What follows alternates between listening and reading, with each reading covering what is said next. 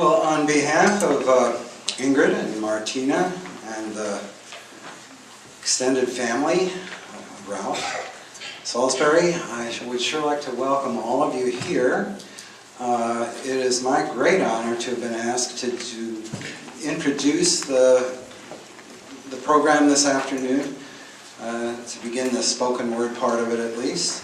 And my name is Tim Bolam, and as you'll see from the tribute, the short tribute that I'm going to read, I've known Ralph and Ingrid for some time.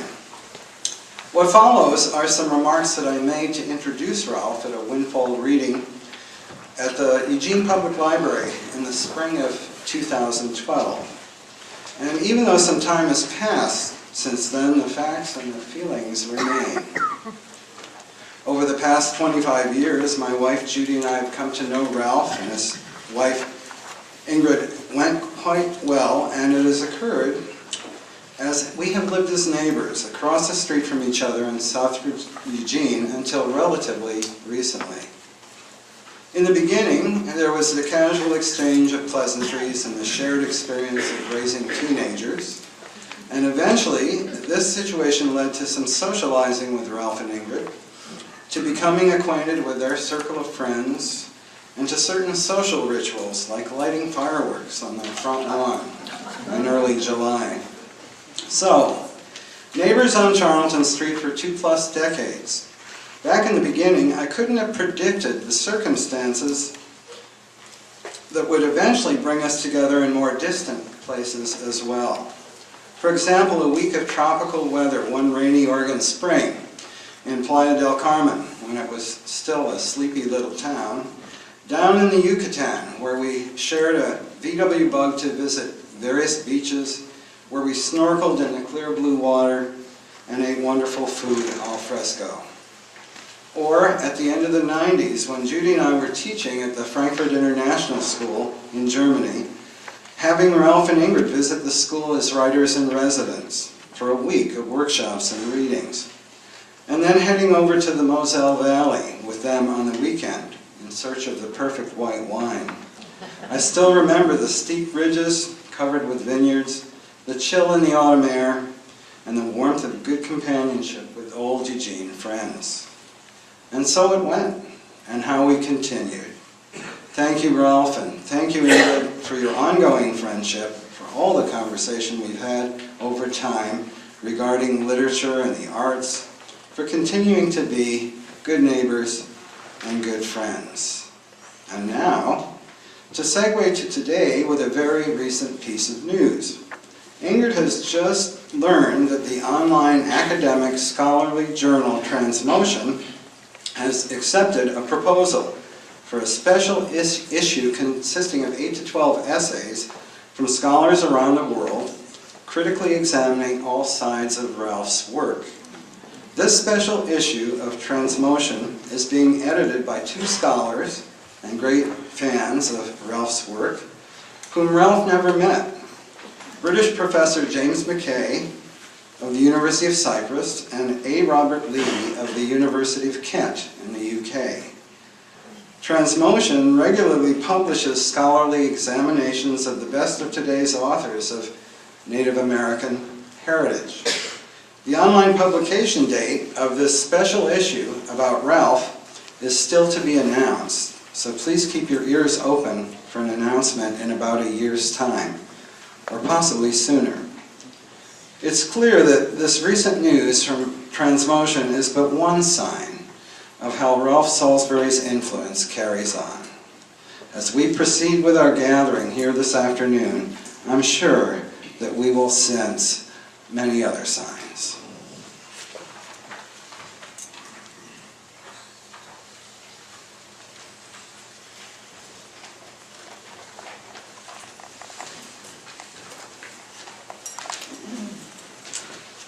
I'm Kim Stafford, and Ingrid asked me to tell you something about Ralph as a teacher, because it was my good luck to be Ralph's student in the late 60s and early 70s.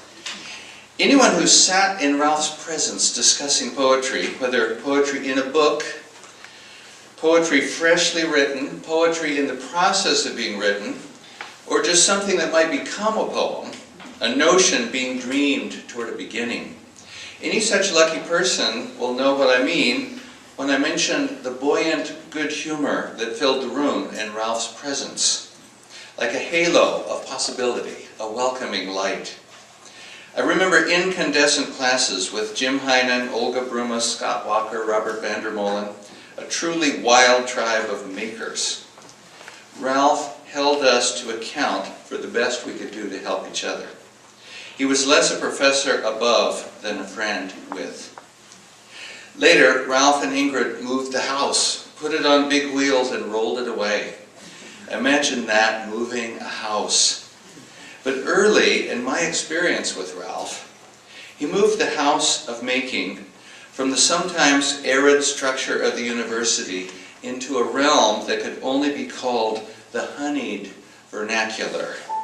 The honeyed vernacular is a realm where words go native, where we are hunters and gatherers at the intersection between our own lives and the mysterious historical moment we are in.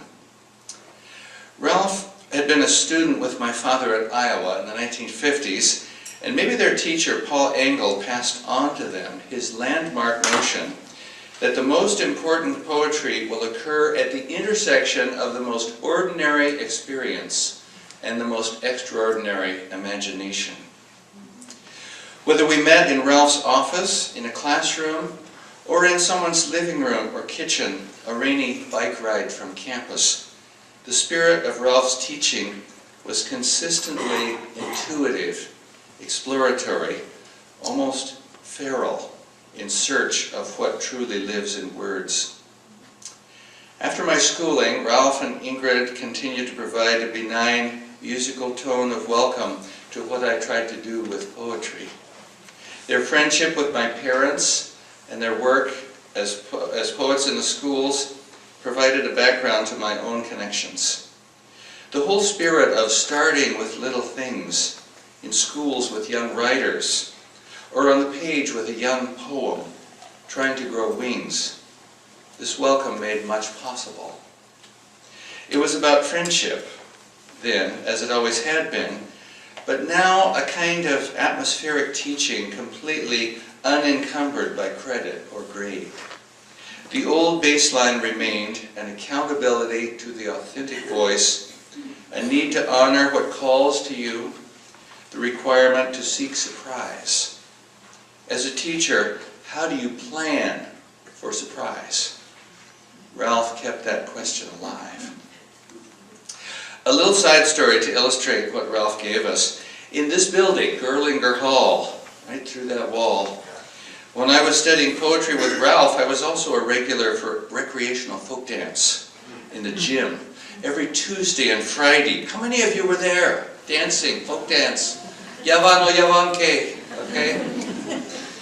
Tuesday and Friday nights, about 100 students from all over the world would whirl in lines, levitating, stamping, swirling in traditional dances from Mexico, Sweden, Macedonia, Israel, Ukraine. We danced Yavana Yavanke, we danced the Salty Dog Rag. I remember the night we went before the Student Activity Board to request funding to keep the dance program going. "Why should we give you money to dance?" said the stern chairman, "when so many academic endeavors are in need." At that point, two of us, one from Israel, one from Palestine, stood up arm in arm, and one said, "I am from Israel, my friend is from Palestine. Here we dance together. Where else in the world does that happen?" We got our funding. In my experience, Ralph made a miraculous bargain like that. For in him, imagination and intellect could dance arm in arm. He was Matthew Arnold's scholar gypsy, ambidextrous in his reach for heart and mind. He did not give up one for the other. No other teacher had anything quite like that for me. I carry his teaching with trembling hands. I will end my little part of this gathering with a poem that blossomed in my mind when I heard that Ralph had passed. It's called Rusted Potato for Ralph. "If you have a hard time starting a poem," our teacher said, "give yourself a pen name and write it on the page, like Rusted Potato." Rusted Potato can write anything without fear of judgment. Can write in any form, in any style, for any length. I took my teacher's advice, and Rusted Potato has spoken with my pen ever since. Now my teacher has passed on, leaving me with this contraption, freedom, this invisibility cloak, this time machine, this kinship with pens, keys, doors, and potatoes that wait with all their eyes open, then speak the story I must write. Thank you, Ralph.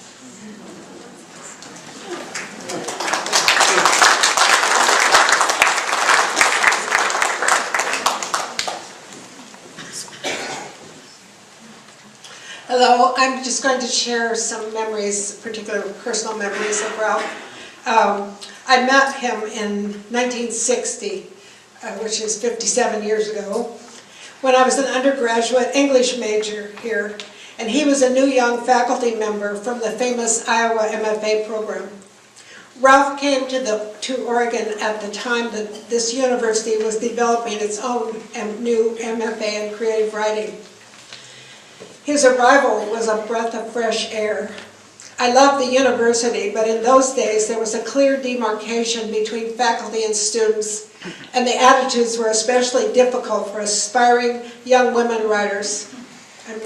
I planned to be a writer, but I was young and naive and needed encouragement and affirmation. I remember what my well-intentioned but mistaken advisor before Ralph's arrival told me in an advising session. Barbara, you ought to sign up for some education classes because when you get out of college, you might want to teach for a couple of years before you get married and have children. I silently parked that advice away with a sort of what the heck. Did not register for education courses, but signed up for creative writing and Anglo-Saxon to cover my bases. Then Ralph arrived. Ralph was egalitarian and welcome. And he never told me I would be rich and famous, but he never questioned the validity of my desire to be a writer. He was always generous in telling us what we did was real and worthy of attention. He soon moved our writing class from the formal classroom to an off-campus room at the College Side Inn, which had the jolly air of a smoke-filled Elizabethan pub or robber's den. This sounds like a mild innovation in these days, but in those times we thought we had been transported to a Paris salon.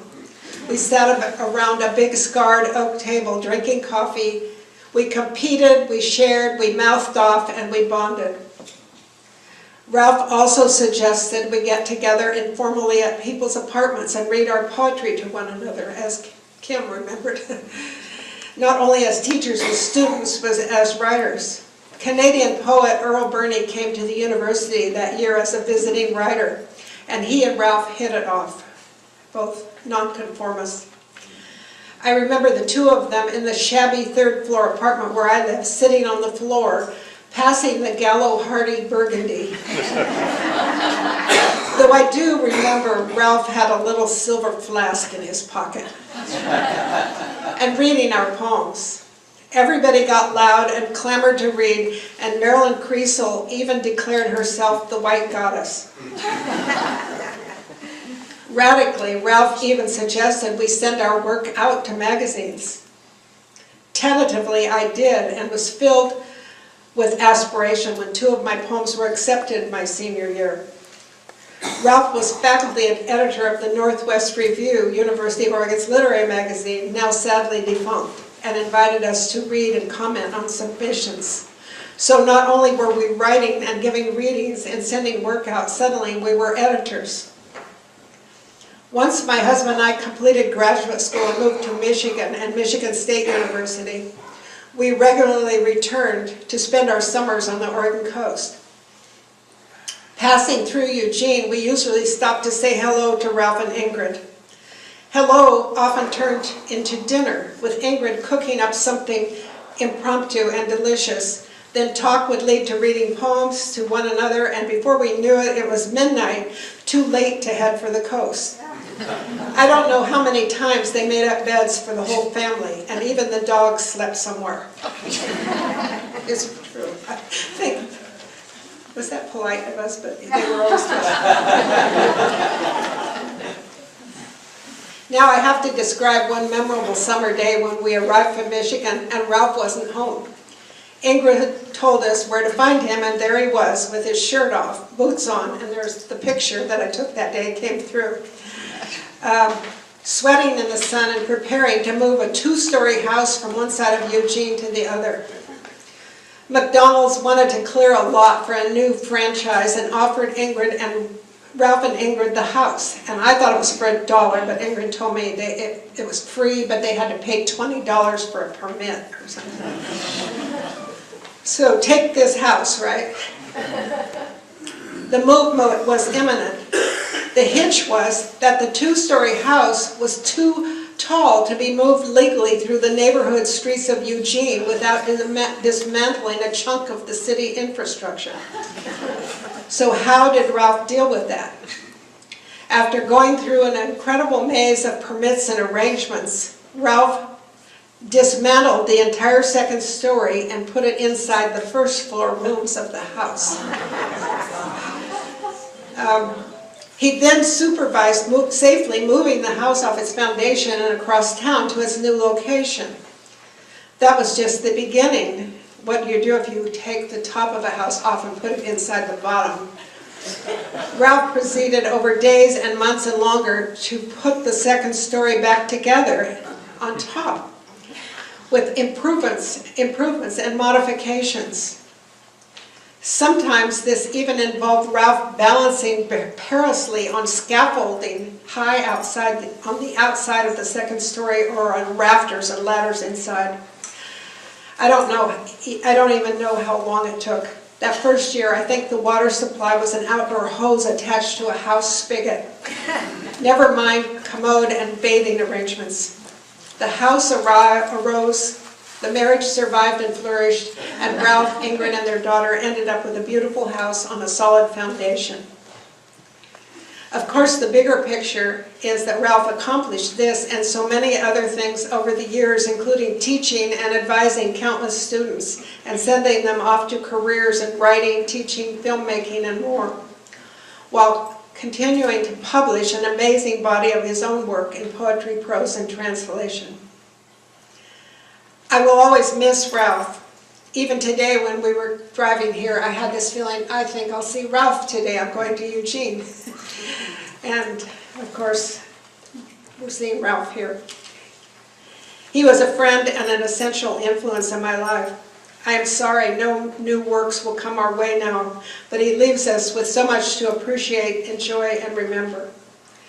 Thank you, Ingrid, for this opportunity to remember Ralph and to celebrate his long and beautiful life.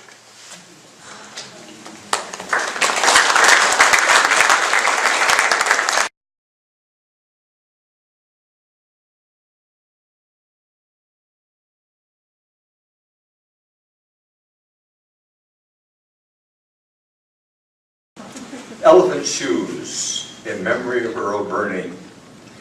A good fight inviting as a good road invites. A man, knuckles beginning to tingle, may, like his country, try a little travel. But I remember army armored cars scattered like meteors torn off of stars. Love, traditional poetry's rose petals, tent, pitched, ditched, and staked against storm. Bare beauty swims a science lava up mountain, eager to be mine in my mind, but on reaching snow-quilted summit, dives to center the earth.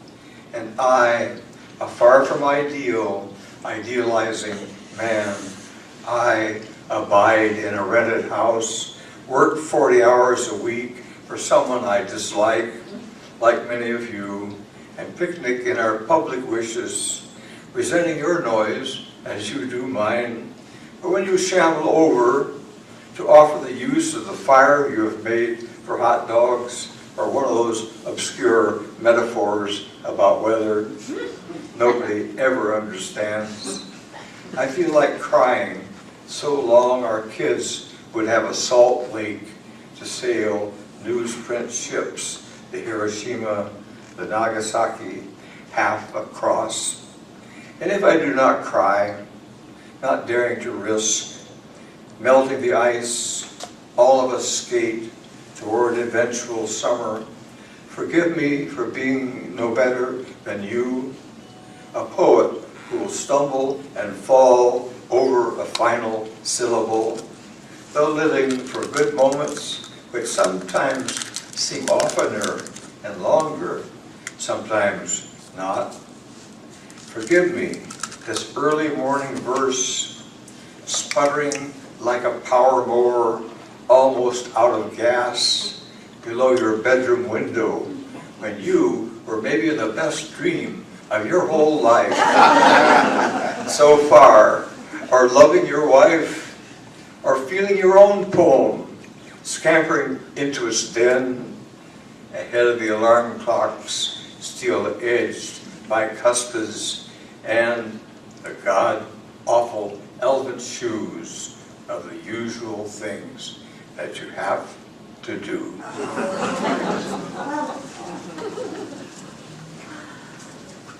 I'm Jeff Salisbury, Ralph's oldest son. My father's last... Does this thing on? My father's last writing project, just before he died, was rewriting a section of his memoir, So Far So Good, to be published as a separate piece titled An Inconsequentiality of War. An Inconsequentiality of War. At 18, trained and supposedly expert in everything to do with the B-24 bomber's equipment for killing, I was ordered into the polar cold wind of our open bomb bay to refasten a bomb to its rack or to pry it loose and let it fall before our plane's fuel ran low, forcing us to fly away from the practice range and risk landing with a bomb set to explode. Awkward in a thick leather fleece-lined flight suit and hampered by the bulk of the parachute buckled to my chest, I tested with one booted foot the slipperiness of the icy catwalk between bomb stanchions, the earth a pale blur a mile below. Then, mitten-encumbered hands gripping frost-covered bracing, I inched towards the bomb, which was dangling from one end of a jammed shackle. About twice the size of my farm family's steel mailbox, this practice bomb had only a small black powder charge, but explosion could ignite hundreds of gallons of high-octane gasoline whose vapors permeated wind blasting up between flared bomb bay doors. I sat on the catwalk, legs awkwardly clamped around a vertical brace, and using an empty machine gun cartridge attempted to pry open the bomb shackle lever and release the bomb to fall harmlessly. Again and again I tried, while again and again dodging the bomb, which was swinging like a giant home run hitter's bat. I tried grabbing the ice-covered bomb to lift it and reconnect it to the jammed bomb clamp shackle, but my mittens were thick and it was too cold to take them off for more than a second at a time. More and more exhausted, I was more and more in danger of slipping and plunging thousands of feet onto the snow-covered bombing range. I was afraid my fingers might be too numb to pull the parachute ripcord. Afraid that even if the parachute opened, I'd sink into a smothering snow in one of the gullies below. The parachute slowly settling after me, a big white blossom, the only one to grace my lonely white grave. Eyes blurred by tears, I saw the top turret gunner, my best friend, my companion in beer drinking and the pursuit of pairs of girls, inching along the narrow catwalk from the pilot's compartment. He had been ordered to help me secure the bomb. His pale blue eyes met my terrified stare. Then he looked away and, gripping bomb stanchions to keep the wind from blowing him out of the airplane, he stepped over my precariously seated body and slowly, cautiously, made his way into the aft section of our bomber, where our pilot wouldn't see that he had disobeyed orders, and where, I guess, he waited, hoping I wouldn't fail to prevent explosion. Finally, my hands caught the slippery bomb at the apex of one of its swings, shoved it a few inches higher, and gripping the bomb stanchion with tired thighs, I managed to get the bomb back into the mechanical clutch of the magic facsimile of a human hand, the bomb shackle. Freeing one of my own hands from its thick mitten, fingers numb inside a thin inner glove which kept cold from freezing skin to metal, I threaded the gleaming safety wire back into its hole in the fuse of the bomb. Managed to grip 2 bomb stanchion braces, get my thick booted feet under me, get upright, and stumble cautiously back 7 or 8 feet into the rear section of the airplane. Enchanted by Hollywood's depictions of victory rewarded with lipstick kisses, I had volunteered for war, and after 7 decades of history study and 6 media obscure wars, I felt a little proud of the propagandized teenager I was. But even at the time, I'd realized that what I'd done, while terrified, did not amount to heroism worthy of note, and I didn't embarrass my crewmates by mentioning I possibly saved their young lives and my own.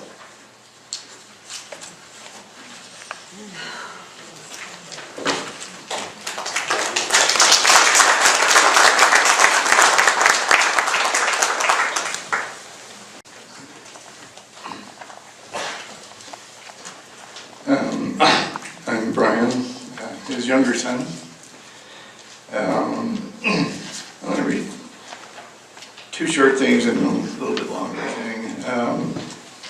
Let's see. First one is from Ralph's. Well, it's in the, I don't know, in my mouth or something. I don't know the front. Living in the mouth, and it's randomly selected from in there. I mostly picked this one because it was reads like a haiku and it's fairly short. So, let's see. In my human mouth, white egrets weave with the needles of their beaks, fern fronds, marsh grass, pond reeds, a nest of air, the air of words where some young are yammering for food. And then I was asked to read his 90th birthday. We were all assigned to do a limerick about him. So nobody else actually conformed to the limerick format. But I discovered tolerable rhymes for Aurora, which was at least close to Old Wine, which is close to the farm. But anyway, here it is. There once was a man from Aurora who knew how to deal with ignorers. He outlived them all and is still standing tall, spreading poems like a plant that's a spore. Okay. Let's see. Okay, this is a somewhat longer and weird, surreal, somewhat humorous poem. Which was, I wrote once upon a time as a part of a class assignment for first memory type thing. Crib life first memory. The well-weathered gray slats of the dusty, near-empty corn crib loft let light stream in gnarled shafts, so solid I could hide between them with the mice in zebra space, hide with my older bother Jeff and cousin Steve, and everyone in the hide-and-go-seek world of silence and shimmering wind and chiaroscuro stars, eternal and Dali-esque melted clock time. So I returned there forever and never left the inverted internal world of pinhole camera surreal spoon image with the occasional alien creak of rusting ancient farm machinery or rustle stops of doves alighting amid boxes of nails awaiting use or corrosion, exuding a magic energy of expectancy, and I, enthralled by the mystical mice society, frightened them regularly. No one ever found me there until I was ready to be found but me. Outside were weeds growing through the slats and green marbles of sheep shit and casual calico cats occasionally looking for places to hide their kittens. We stealthily sought surreptitious snakes in the rock pile above the pond we built dams in, as we basked on the rubble of sinuous smoothness with them, absorbing the warmth from the granite and quartz talisman. We'd stand on tottering obelisk islands and float panicked kittens on makeshift rafts which sank, and we delightedly discovered that like us, cats can swim out of their element but don't appreciate it. And we loved to hide in the haymow of the old barn and climb on dangerous wall ladders almost to the metal fireman hat-shaped roof fence where doves nestled and fluttered and cooed. We would play King of the Mountain and tag in the hay and the piles of soybeans, or just lay there in zazen of laziness and listen to the flurry of birds in the silence and watch sunlight make false zodiacs of myriad roof holes owing their being to BBs and bees. And generations of Scotch-Irish Cherokee kids, we would drink sweet-tasting hard water from the hand pump well below the Eiffel Tower metal windmill of fear, which we wire-walk climbed to the tiny platform at the top where the propeller was as we would survey the postage-stamped ant world below. We played tag among the trees we climbed and the hen house and the shed where most of the cats lived behind the farmhouse. And when my fingers were still small enough to wear Cheerios as rings, which scattered-brained I was challenged from my presentness to remember, Rock the big red Irish setter stole my peanut butter sandwich. Years later, when he got senile and snappish, Grandma Ollie gave him enough sleeping pills to fell an elephant, but he lived on after a 2-day sleep and awakened frisky as a pup. Grandma Ollie afloat in joy and pie, like the bobbers she loved to fish with. Grandpa Charlie be piped and bald, and always good for a piggyback ride or a story. Though I found out later he was an alcoholic and would frighten my infant father and Grandma Ollie with a gun. And Bandy Hen, Kermudge, and Great Aunt Jenny, who knew an amazing number of swear words, all lived in the farmhouse with the haunted attic full of relics and memories and photos and toys and the rooms which disappeared and moved in a topological miracle. They and I are all still lost in.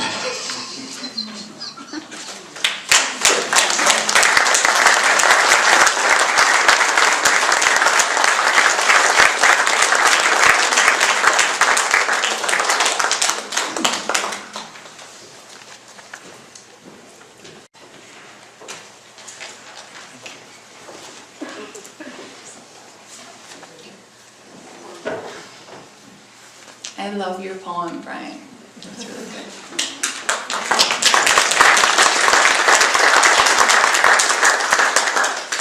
So I'm Ralph's daughter, Martina,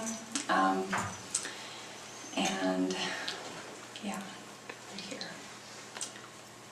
My father, our father, was the son of storytellers, an Irish-American storytelling mother, Grandma Ollie, and a Cherokee, Shawnee, English storyteller, singer, banjo-playing father from Kentucky. That was Grandpa Charlie. My father was an amazing storyteller too. I grew up hearing stories of his life on the farm in Iowa and visits to Kentucky as bedtime stories. And later, stories of his time in the Air Force and his brother being a prisoner of war in Italy. And later, stories of studying with Robert Lowell, meeting Dylan Thomas, and many other poets, writers, and artists, and becoming a writer, teacher, activist, and pacifist. My favorite stories, though, were the ones of his childhood, and I loved hearing these and other stories on visits to the farm, listening to my father and his siblings reminisce, sitting around the kitchen table in the house they grew up in, looking through old photographs, remembering good times and bad. The stories held them together and were a way of sharing love and showing love. Storytelling also laid the foundation for my father to become a writer.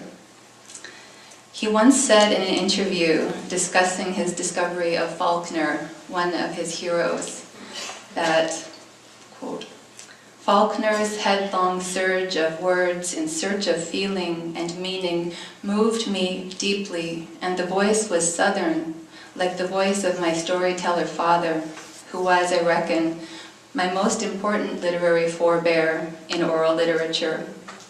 Faulkner freed me to move from my father's ballad singing and storytelling to writing poetry and fiction. The family's stories have made their way into many of my father's poems, his fiction, and of course, in his memoir, So Far So Good. In writing them down, he has, in a sense, given immortality to the memories, to the places, and to those he loved. Death, often a theme in his work, and often it seems on his mind, despite his very positive outlook on life. He has also given himself immortality through the stories and poems. One of my favorite stories of my dad's first day of first grade hiding in lilac bushes is a story I have told to my own kids many times, and I'm happy to share it with you in my father's words from his memoir and in the poem Like the Sun and Storm.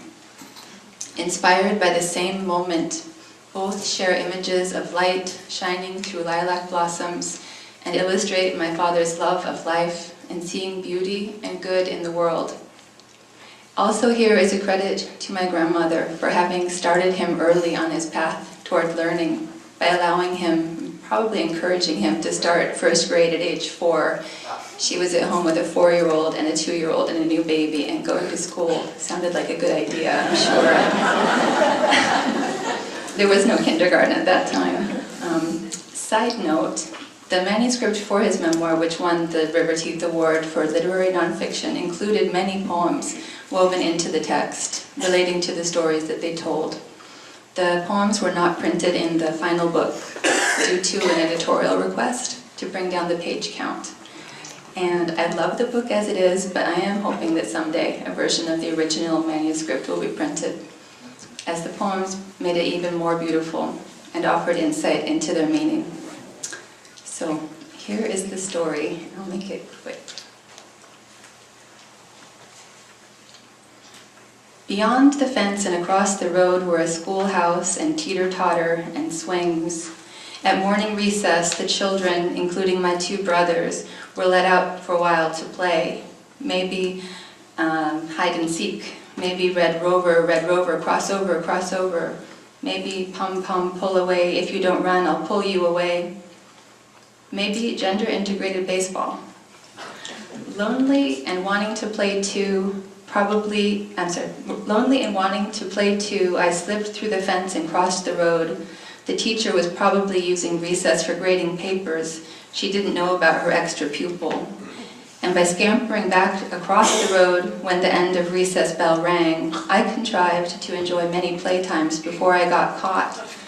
Caught because someone tattled or because I didn't leave my fun fast enough. My mother was working hard to empty the garden into canning jars for the coming winter.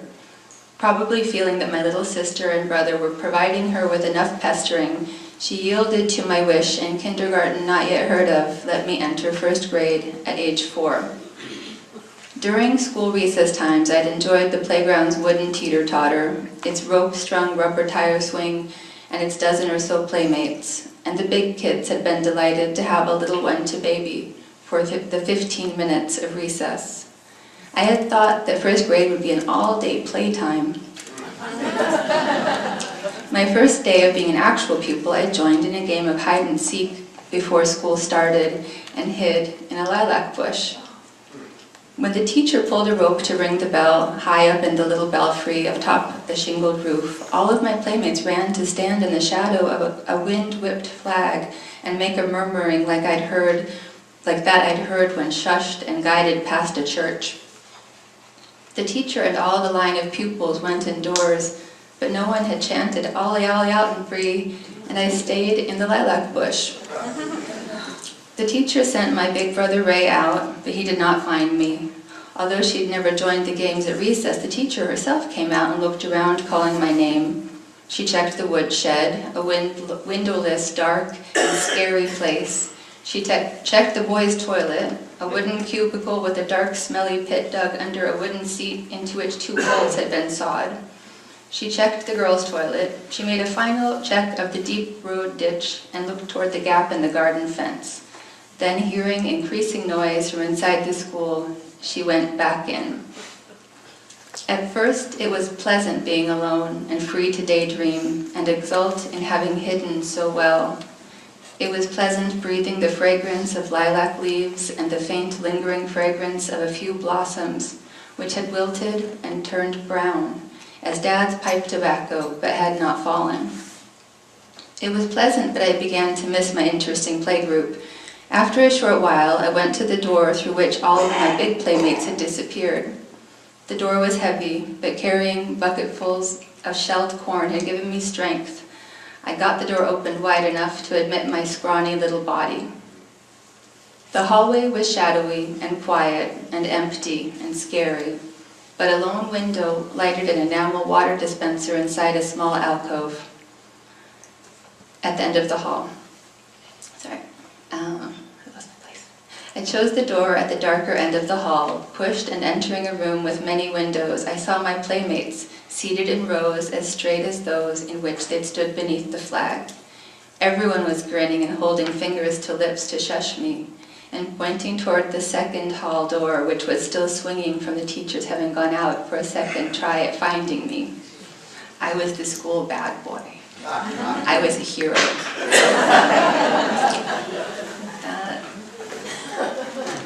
That same moment of hiding in the lilac bushes are in Like the Sun and Storm, the title poem, and it's short. Like the sun and storm. There was a place where the big kids let me hide, the space too small for any of them, between a white lilac and one like the sun and storm, or the blood of a butchered pig darkened by earth. And when the game was done and everyone else had got caught, I stayed and still stay in the nest of the big one's willingness to let me become the pretend child of all of them. And the sense that the world, despite some slaps and the occasional crunch of knuckles against teeth, and my brother being sent to war, could really be good.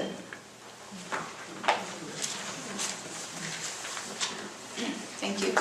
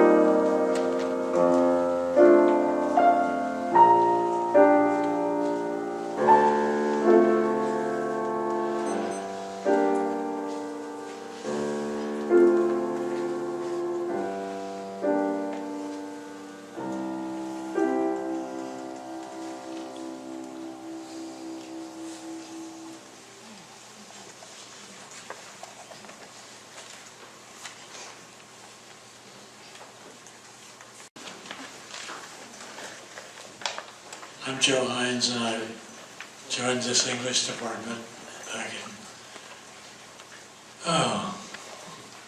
50 years ago. I'm told the English department started to change about that time. And I thought about it, I realized I was true. Some things I hear are true. As you, many of you, or some of you will remember, there were the standard courses in poetry or fiction of somebody, and there were the unstandard courses, which were showing off new teachers doing their thing. And the last one, the latter, were pretty funny, because you never knew what was going to happen when somebody did his own thing. At any rate, I had just come from my graduate work at Michigan, and where Michigan had awarded a lot of money to Arthur Miller for Death of a Salesman. And it was becoming popular to bring out your local hero and have him read for money. And he did.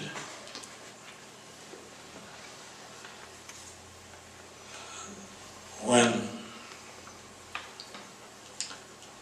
I got out here and realized that there were really two departments I had to do rethinking.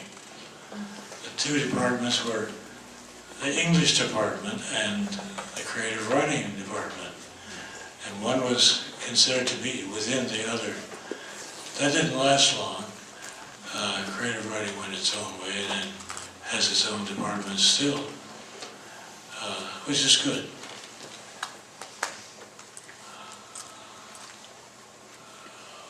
When,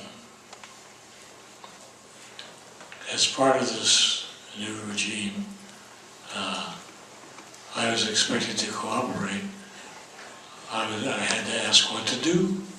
How do I be somebody else? I'm not a creative writer.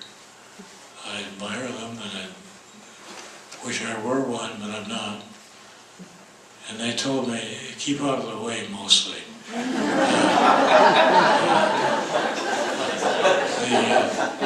I was old enough to understand that.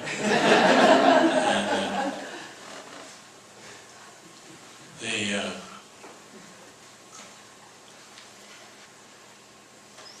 the thing about minding your own business and not somebody else's took, and I stayed out of their way.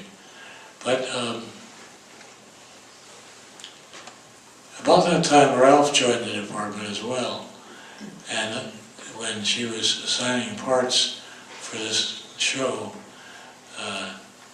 Ingrid asked that I say something about friendship and what makes it possible. I have no slightest idea what makes it possible, but it is possible, and Ralph and I were good friends for half a century. We didn't see each other every 20 minutes, but we saw enough of each other to keep it alive. And that's what counted. When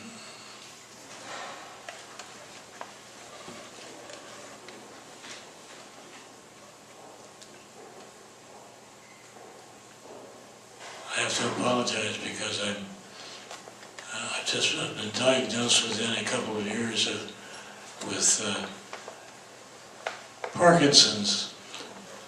And nobody knows what that is, except that it's what you've got if they don't know what they call it. So I have trouble sometimes with memory, but that's okay. So does everybody else. And I did have trouble with memory when I was about 15 as well. So anyway, I helped to make a new department here. When I got here, some of you will remember Sylvan Karchmer and Jim Hall. They were the principal writing teachers of those days. Just about, well, in the 40s, late 40s, early 50s. And they were a big help, and they were friends. And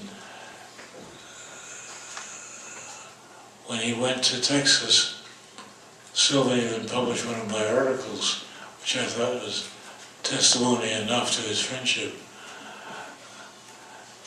Anyway, when you put us all together, we spelled trouble, and made sense of our careers by virtue of what we taught. The curriculum was very strange, at least it seems so now. People would teach the short story or the novel or something, which they still do, of course. But it seemed very obvious. It didn't seem obvious to the writers. The writers wanted it to be there telling us what to teach. And they wanted to do that. And they finally got their own way, and now they have their own department. I don't know if there's anybody here from Creative Writing Department, but welcome. If you are here from the Writing Department.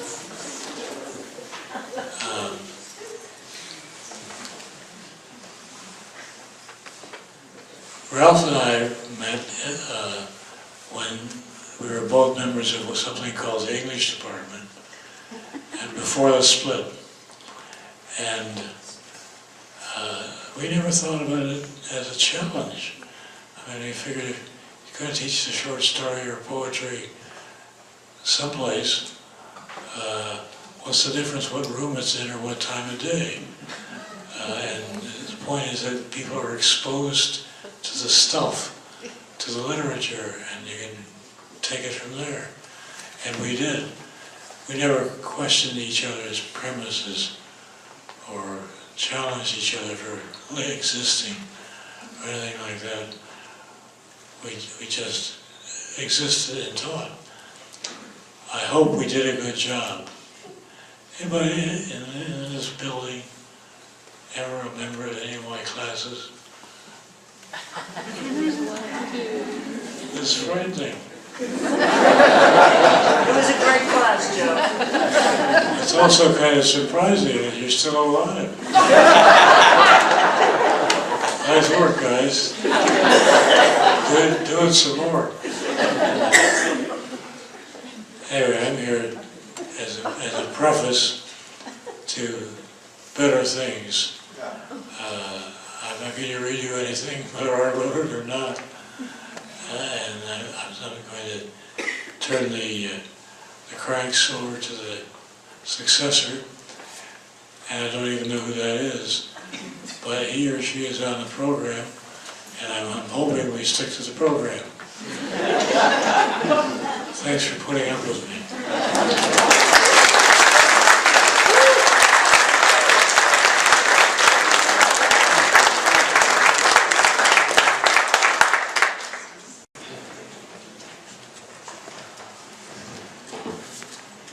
I'm so grateful to be here because this room is full of people that knew Ralph, and I didn't know him.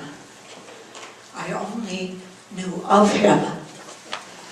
So we have to start back in the late 1970s, and I'm Dorothy Blackrow, and Dr. Dorothy Blackrow. And I was teaching out of Guala Lakota College, and we were using this book, all right? And that was in South Dakota on Pine Ridge Reservation, okay?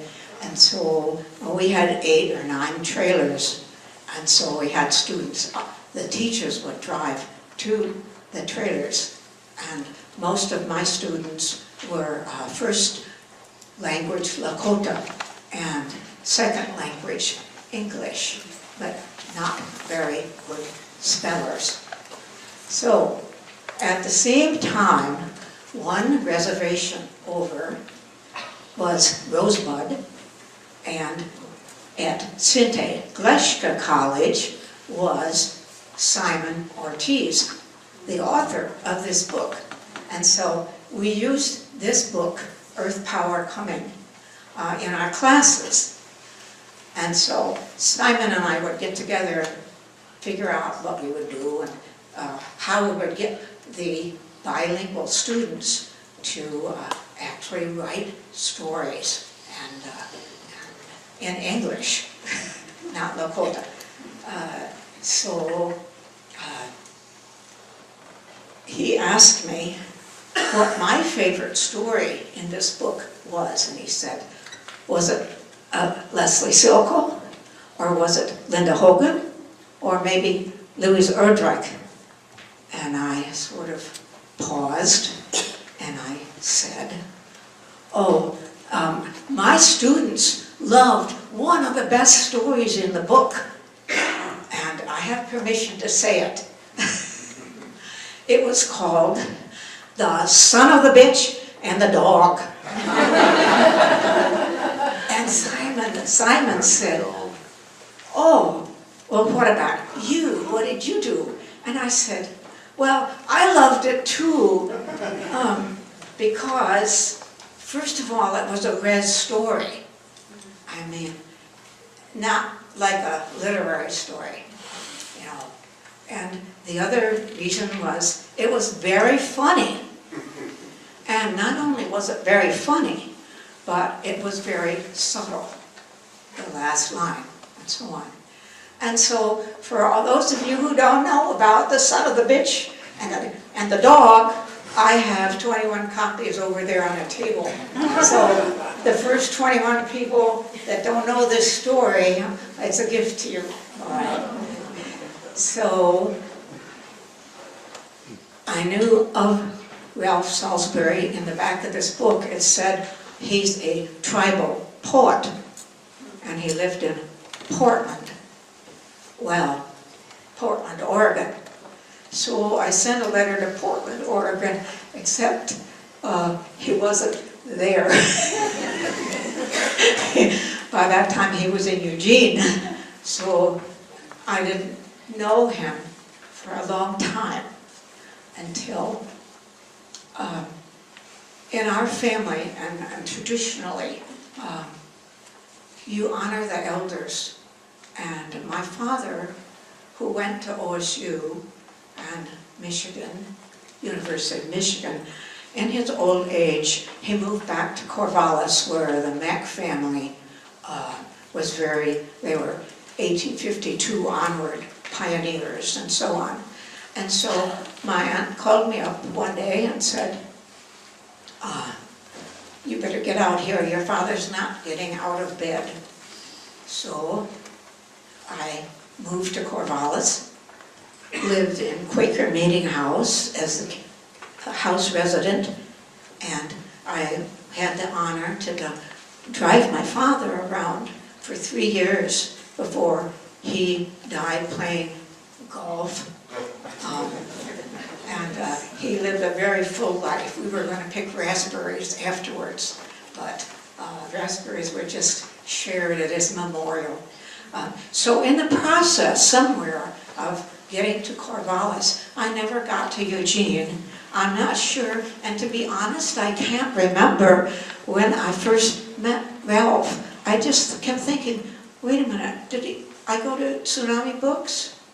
Or was he at Milepost 5 in Portland?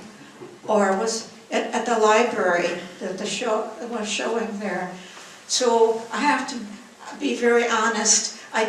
When I found him, I just glommed onto him because I loved The Son of the Bitch and the Dog. So, fast forward to present time. There we go. So,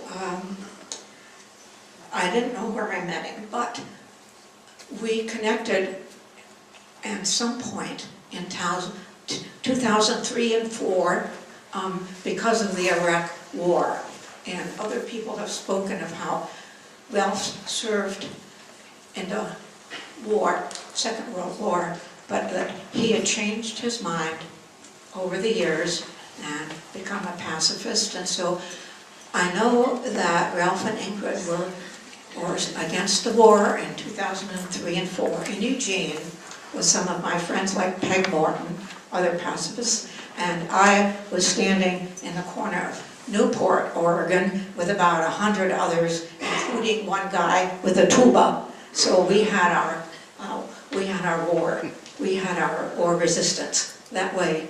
So I do remember that about him, and 11 books of poetry, which is going to be 12. It's kind of like 12 is the roster there.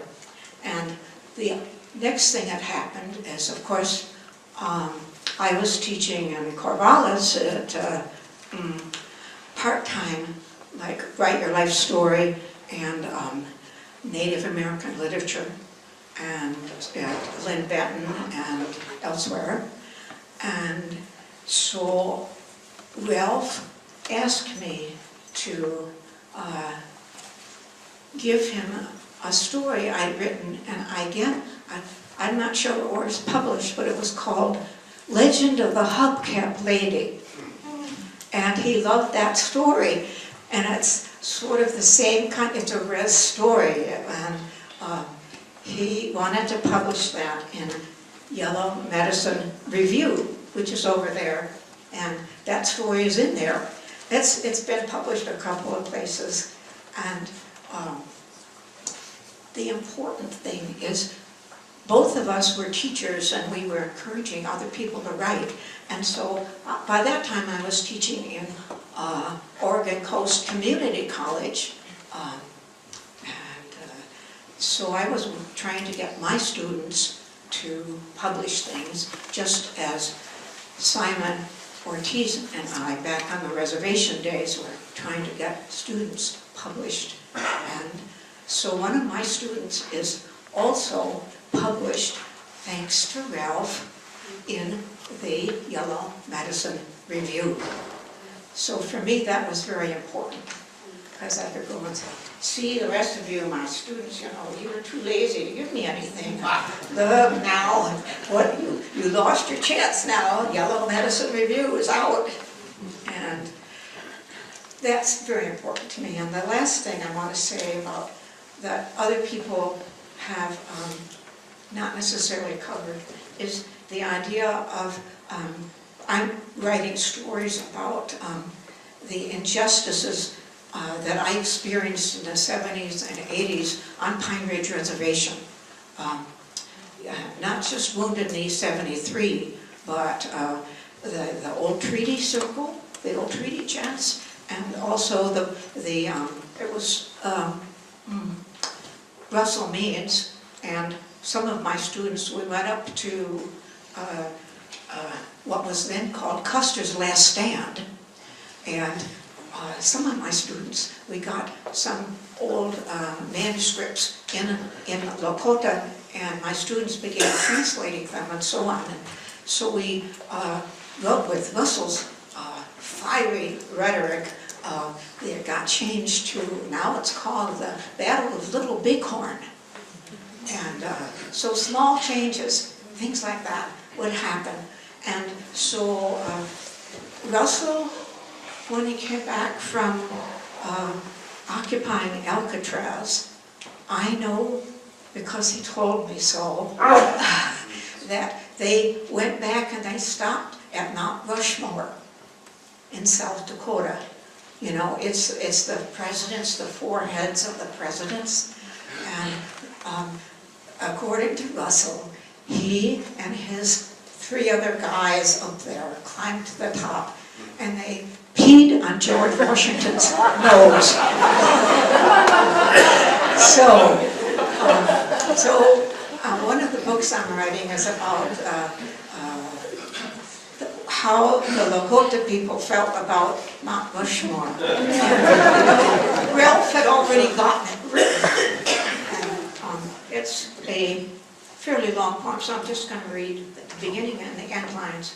It's called An Indian Blows Up Mount Rushmore and Indianizes When Can Not Be Re-Sanctified. So here's the beginnings lines. Mount Rushmore blown up into oral vocabulary air, but Indian incisors tear Thanksgiving Day, dumping clouds. And there's some more, but I just wanted to go to the very end lines. Rush less, not more, is everywhere. Tongue petroglyphs, atmosphere into powwow ears. Our vanishing American, quote, made peace, not war, memorial, mural, the shadows of desecrated peaks. And so that's Ralph in his activism, native activism, not just a tribal poet, but capturing the whole scene of our country at this time. Thank you.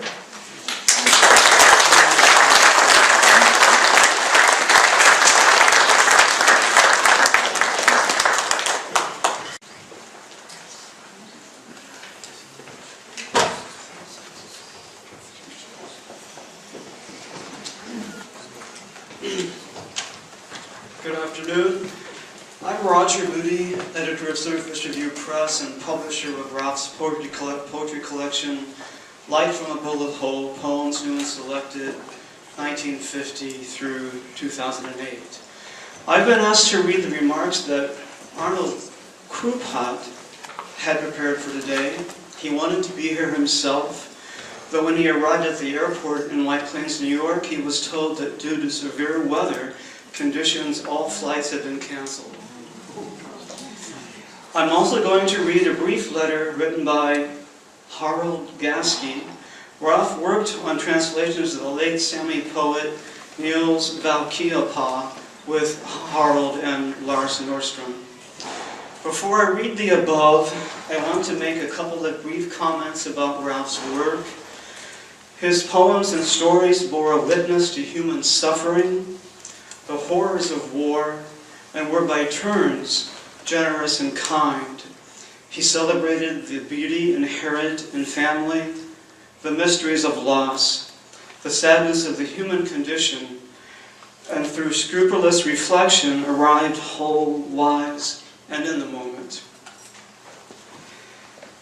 To honor and celebrate Ralph's work as a poet and storyteller, teacher and mentor, Silverfish Review Press is offering copies of Light from a Bullet Hole free of charge, and they're on the far table at the other end of the room. So I'll read Arnold Krupat's comments now.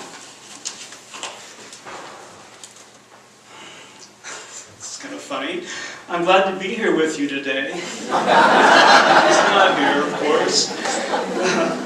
I'm glad to be here with you today, with Ingrid and Martina, with Ralph's family and friends. But of course, I am deeply sorry for what brings me here. I felt close to Ralph and Ingrid, although there was always this huge continent, just about the whole of it, between us. Me in New York and the two of them here, a very considerable distance. This meant we didn't see each other all that often, but I feel Ralph's loss as the loss of a close friend. The Puritan poet John Milton said that it took a good man to write a good poem. For Arthur Rimbaud and others, not so much. Although Walt Whitman, certainly no Puritan, would have aligned himself more nearly with Milton, I think. Ralph was a very good man who wrote very good poems, and good prose too. A lot of good prose, fiction that I wouldn't want you to forget. When I was being taught to be a professional reader a couple of 100 years ago, the rule was not to confuse the man or the woman with the work. And to be sure, the speaker in each of Ralph's poems, or the protagonists in his fictions, are not exactly Ralph Salisbury. But there aren't many pages he wrote in which, if you knew him, you couldn't hear some of Ralph's voice. and it was a good voice to hear. Whitman said of his poems that they would be good health to us and filter and fiber our blood. Ralph's poems too, I think.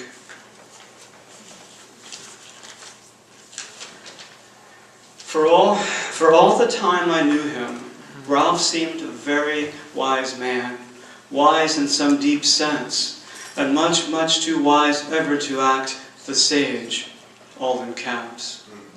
In that regard, it occurs to me that Ralph was a wonderfully lowercase sort of man. I looked back at a good number of his poems in Light from a Bullet Hole, the new and selected collection from 2009, and I couldn't find a single word in caps. I might have missed something, but I found no uppercase words, only a very few exclamation points. Ralph spoke softly and carried a big wit. He didn't need to shout in order to be heard. Now, I never knew Ralph as, quote, deeply tanned with black hair and often taken for Hispanic, end quote. These are his own self-descriptive words, a sentence from his 2013 autobiography, So Far, So Good.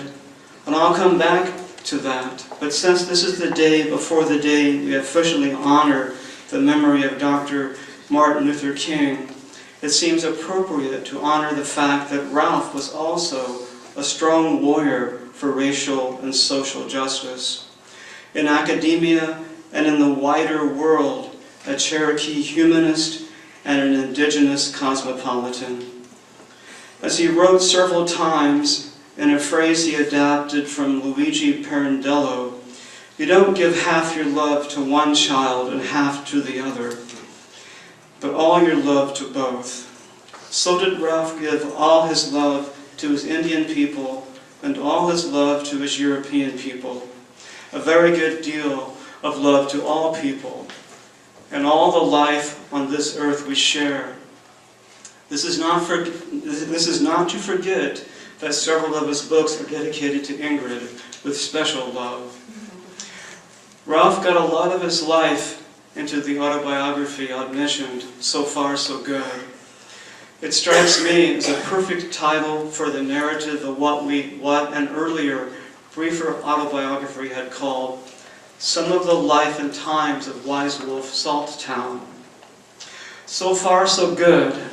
I can imagine Ralph trying this title out, saying it aloud to himself, maybe, then gently smiling with a wrinkling at the corners of his eyes. Well, so far, still good, Ralph. You live vividly in our recall, but I miss him, and it hurts to know he's gone. And this last letter is from Harold Gasky. I'll read it quickly. I wish I could have been there myself to perform this last greeting to Ralph. Instead of just sending these lines by email to Ingrid, with the hope that they will be shared at Ralph's memorial service.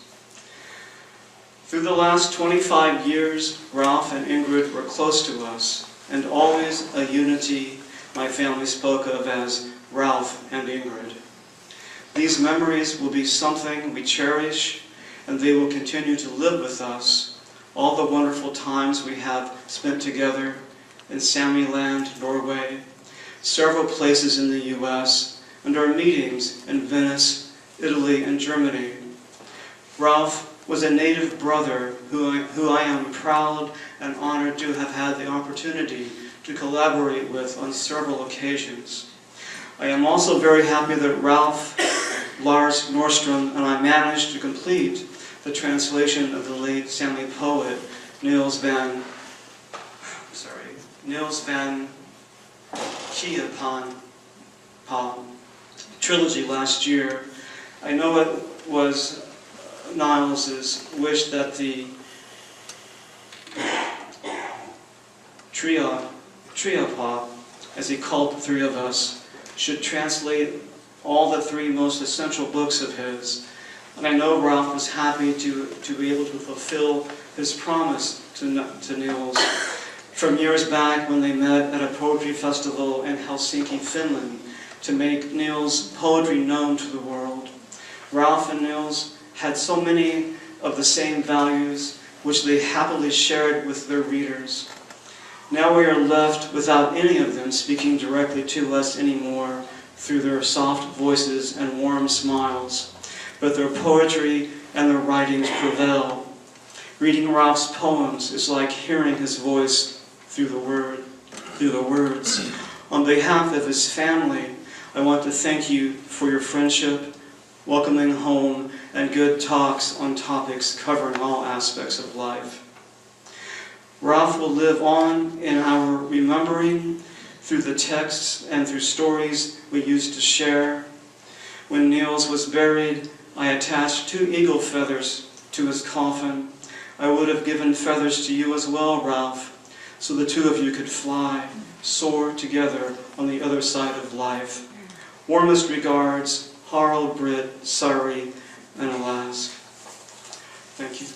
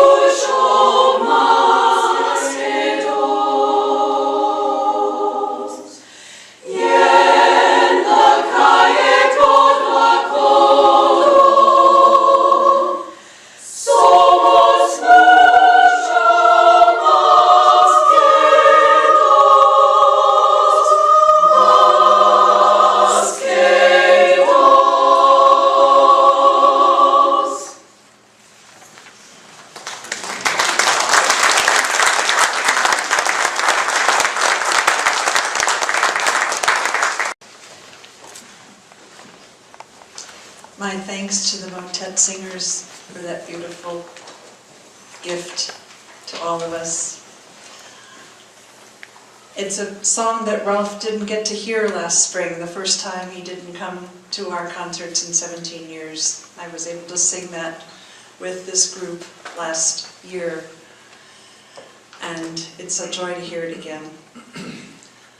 The text to the song is on an insert that some of you may or may not have received, so please be sure to pick one up if you don't have it before you leave this room. It's a poem by Mario Benedetti, an Uruguayan poet. Put to music by an Argentinian composer. And it was translated by Paul Archer. And it's a poem, as the program says, in which there's a twining of love and activism. The two are inseparable. And when I was singing this piece last spring, and I heard it again today, I realized that's a very apt description of the couple that Ralph and I were for 48 years. And te quiero, I love you. These are words really appropriate in another way because Ralph spoke very good Spanish. Not many people know that. He took Spanish in college. He was going to be a Spanish major once, but then he switched to art, and then he switched to creative writing, and went on to graduate school in writing. But in the 48 years we were married, I believe he said, te quiero, or I love you, at least once a day. At least. And what a gift. So that poem is, that song is especially meaningful to me. It's also a piece that, had he seen it, he would have, or had he thought of it, he might have written it himself. Because, as several people have said, we were very active against the war. Together in the 70s, we would march against the war in Fresno. I mean, we would march against the war in Vietnam in Fresno. And we did this, as someone else has mentioned, I think that we did this in the wars of this century, when Ralph could still march. Some of you may know that when he was editor-in-chief of Northwest Review back in the 60s and early 70s. He conceived of an issue, and I was managing editor, that's one of the ways we met. He conceived of a special issue titled Protest and Affirmation, in his belief that one of the best ways to combat violence was to affirm its opposite. And so together we worked on codo a codo, elbow to elbow, on that special issue of Northwest Review. Friends here today, I'm so grateful to all of you for speaking about Ralph. I'm so grateful to all of you for being here. Since his death, I think I've been so blessed by not only beautiful memories, but by so many friends expressing their love and caring for me and their love of Ralph. Some of you have traveled great distances to be here. I am very grateful. I'm grateful for the 48 years we had together. I'm grateful for every day we spent together. And I feel he is still here. And I'm grateful for that. I'd like to mention also that one of the things he used to love to do was to say the unexpected and to provoke laughter when he could, and to surprise people. And I'm going to give you just a little example. In our wonderful, totally unexpected opportunities to travel and teach in Europe several times during the last century, and this century actually, 2004 and 2005. But in one of those trips, some friends in Italy, in Padova, Italy, asked us to visit a high school class and speak English, because she was teaching English and she wanted us to speak, and we were famous. And so we went to her class and she gave us this wonderful introduction, and Ralph went first and he opened his mouth and said, "Vorrei un bicchiere di vino rosso." You got it. I would like a glass of red wine.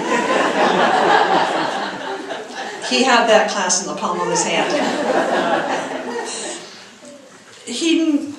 And as I've heard this afternoon, he never wanted to present himself as more than human. One of the last things he wanted was for people to lose sight that he was, as we've heard, a far from idealizing man. He himself said it this afternoon. And so, in honor of Ralph's way of liking to surprise, I would like to share a few facts not widely known about Ralph Salisbury, and some of them might be funny and not all will be, but things you might not know, like you didn't know he spoke pretty decent Spanish. When he was 15, he saved 2 women from drowning. During his Air Force training in World War II, he could take apart a machine gun in the dark and put it back together again. He was once really very, very good at standing on his head, and he really did impress me. He also could chin himself, and he did that a lot too. He built a chinning bar over one of our stairwells. There was nothing about the house he couldn't fix, and you've heard about the house that we moved and dug the foundation, and you didn't hear that he also dug a 6-foot sewer ditch from our house out to the alley through hard clay. It took him about a month. And he totally rewired that whole house before the electric company would hook it up. He had to have every last socket rewired and every last baseboard heater, and he finished it the day that a snowstorm came in and the house was about 30 degrees inside, just in time. And yes, we did have that water from a hose from the neighbor's garage. And we also got 1 electric cord so we could have light in that one room. And a little space heater. That's another story, whole story. Ralph loved the Army surplus store. And we got an old parachute, a red parachute that became our tent. He would tie a rope around the top of the parachute and throw the rope over a tree and pull, and the parachute went up, and then we'd anchor it down with rocks and sleep inside. It was great. Even when the bear looked through the window, the bear looked at us one morning through that's another story. Lots of stories I can't tell today, just for lack of time. He loved that Army surplus store, and once during the Vietnam War, he found Army green jackets with the last name Free attached to the front left breast pocket, and so he loved that irony of being Sergeant Free. His favorite fruits were peaches, pears, and tangerines, and during tangerine season he would love to peel 2 of them every day, one for himself, one for me, which he would beautifully arrange in the shape of a flower opening and put it in a small bowl and bring it to me at my desk. And he recently did that for Gavino. I have a photo of that. Our grandson Gavino, whom you may have met at the door, as well as our granddaughter Gemma. Ralph's favorite candy bar was Snickers. And so on his behalf, if you haven't already seen them, there's a bowl full of Snickers over there. And please have a Snicker before you leave the room in honor of Ralph. His favorite color was red, the color of Cherokee's spirit power. And so you'll see much red on the reception table and in the beautiful ceremonial and honoring blanket, which is under his collected works over there. Please do take a look at all of his books. A blanket given to him by Dorothy Mack, who just spoke. She brought that to him when he gave a reading in Portland, she traveled from Depot Bay to the reading and put that around his shoulders, honoring him. He was deeply moved, as was I. Dorothy, thank you. Ralph was great at making paper hats and boats and airplanes. You may have seen the photo of him up here, I hope you saw it, of him and Gavino blowing paper boats across the dining room table to see whose boat could go the farthest. Do you remember that? Yeah. It was great. And you also saw some photos of our granddaughter Gemma. And one of those is on the cover of his book. You have your picture on the cover of another book, don't you, with your Nono? Yeah. Gavino does. Gemma does. The two of you have pictures with your Nono on the books. Yeah. He loved planting vegetable gardens, but he didn't know too much about herbs and flowers. He would be the first to laugh when I tell you that once I sent him to the garden to pick some rosemary for the stew I was cooking, and he came back with some Shasta daisies. He laughed too, when I told him what they were. He was also never one to complain, and he had a lot to complain about the past few years. A lot, but he never, ever complained.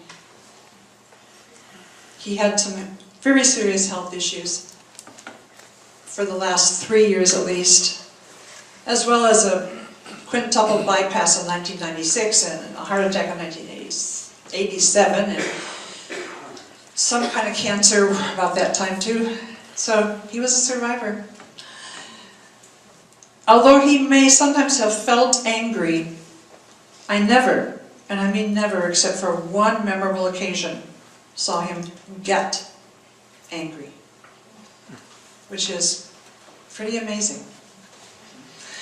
And he always found something to laugh about every day. Even when he was hospitalized, or he was given this or that new prescription drug, he'd say, "I'm just like a giant test tube." He also had many favorite words. You'll find them sprinkled throughout his books. Dawn, sunset, tongue, and many more. A significant one was eons, spelled E-O-N-S. A word you don't often find in literature, and certainly not in everyday speech. A word more sweeping in its inclusiveness than decades, or centuries, or even millennia. Eons. A word that comprehends the magnitude and interconnectedness of all of creation itself. From the dinosaurs whose life and death was compressed over eons to reappear as oil, which is used in the making of plastic, which enhances our everyday lives, in the making of cell phones and computers, compressing the distances between each other. And one of the poems that we've chosen to share with you in the program is a poem about being awakened by cell phone to hear Gemma talking to him. Letting him hear Gemma's voice because of dinosaurs. Yeah? He had it all together. Eons of chromosomes passed down from all those ancestors before us, resulting in the immeasurably complex genetic codes each of us has inherited, making us who we are today. Codes that inform the shapes of our ears, of our noses, our mouths, the mouths which shape our words. Like the poet William Blake, who found the universe in a grain of sand, Ralph's pleasure in small things and his belief that they were everywhere, just waiting to be found, was intertwined with his awareness of the eons ever present in each moment, that have led to each moment, but hidden, as the pit of the peach is hidden. in the indescribable juiciness of each and every passing day. As Ralph is forever part of us who knew and loved him, and those who never met him at all, but who will encounter and be made richer by finding his words on the page, who knows how many years from now. Near the end of her life, my mother repeated in German the prayer her own mother used to recite daily. I pray only that my ending be good. Ralph had his own version of this. He told me near the end of his life that his daily silent prayer, one of his own creation, was one printed in your program. May I live long enough and well enough to fulfill my destiny. May I fulfill my medicine dream.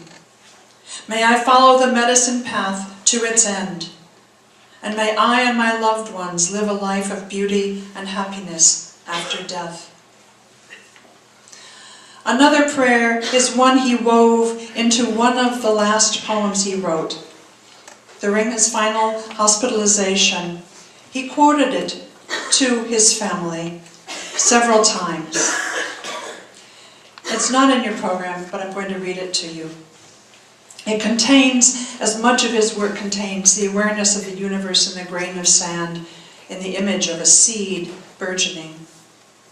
It also contains a wish that his death, which he knew was coming, that his death be without suffering. And it was. I will conclude what I'm saying by thanking you again for coming. Please sign the guest books if you haven't done so before you leave. Please enjoy the reception over there. Pick up some books. You have some books with a short story in there. You have the books of poems. Thank you so much for coming. I'm going to conclude by reading Ralph's poem, A Way. And then, before the whole program concludes, with another song from the Motet Singers, Ralph on the screen will have the final spoken words this afternoon. Words he chose deliberately to end his reading of the River Road Annex on a positive note. He said, I like to end my readings on a positive note. Poems that have as last lines words, two words you'll hear in one and the other of the poems. The words songs and the word singing. And after you'll hear him read those poems, you will hear another song. The poem, A Way.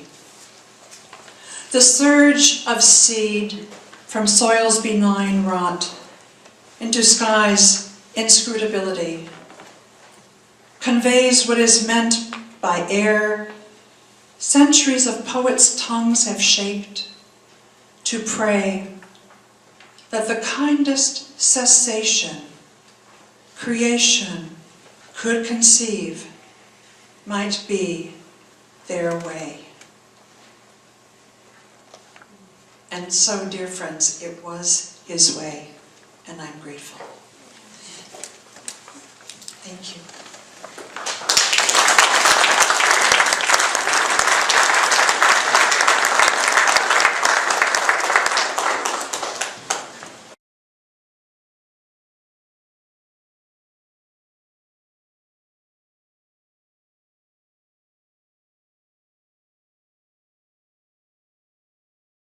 This is for Ingrid on our 40th wedding anniversary, and after anticipating our second grandchild.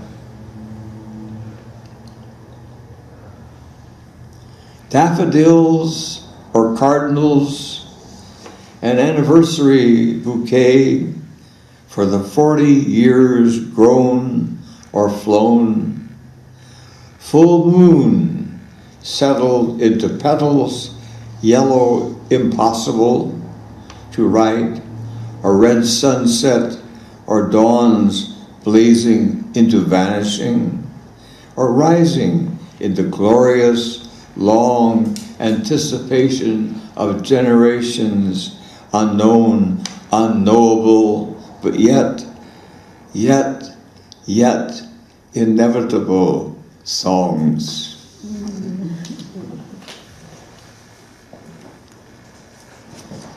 Quite a few of my more or less positive poems have to do with writing, so I guess that means I still believe in writing. This is a poem entitled Living in the Mouth.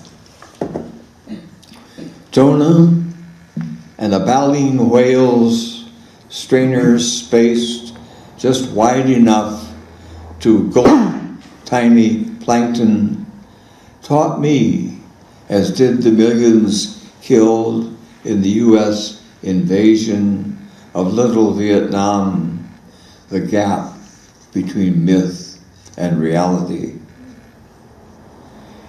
Arms recomposed on photo paper hold my brothers who survived their wars. Time places them and will place me with mother and father gone, but a fourth grandchild soon to be born. I say that temporal sensations, lovely creations will live on after all my tellings and foretellings are like the passenger pigeons singing of bare prairie trees.